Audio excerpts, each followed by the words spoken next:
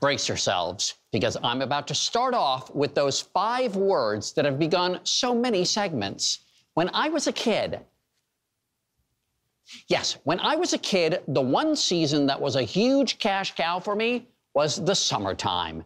I'd mow lawns, and it was very hard work. Of course, I'd make it look even harder because, you know, tips. But I'd cut that grass like a pro. Those lawns looked as perfect as the infield at Yankee Stadium when I was done. I didn't know it at the time, but there are some people to thank for fattening my summertime bank account and my allergies. Where did the idea for lawns even come from? Who decided homes and buildings needed to be surrounded by swaths of tightly clipped turf? To help me get to the answer, I enlisted the Henry Ford's Curator of Historic Structures and Landscapes, Jim Johnson. I met up with him in the museum's very lush Greenfield Village.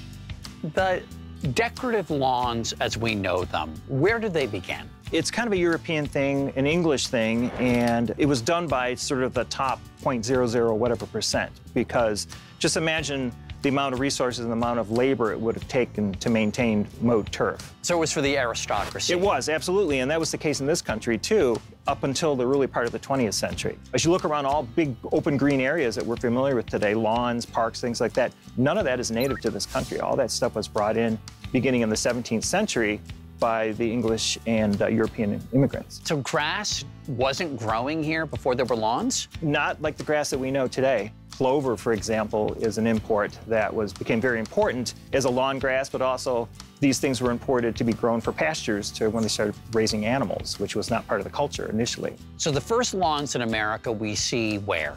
Probably at Monticello and Mount Vernon. Most people did not keep lawns because they needed every square inch around their house to grow food.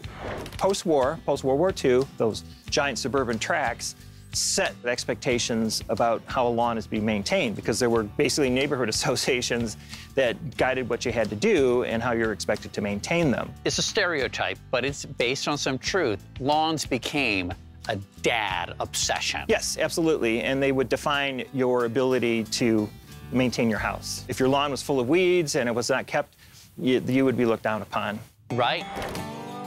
Millions of lawns popping up all across America created a massive need for grass seed, fertilizers, mowers, edgers, and sprinklers. Pretty much the size of the state of Texas is what's covered with turf grass in this country, which is, you know, a non-food producing crop. It's the biggest crop produced in this country.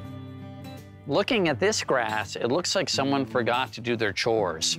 Yeah, we're saving it for you, Mo, so I think it's time to get at it. But thank you. I quickly discovered cutting the grass with an old world scythe was not for me. Let's mow the lawn.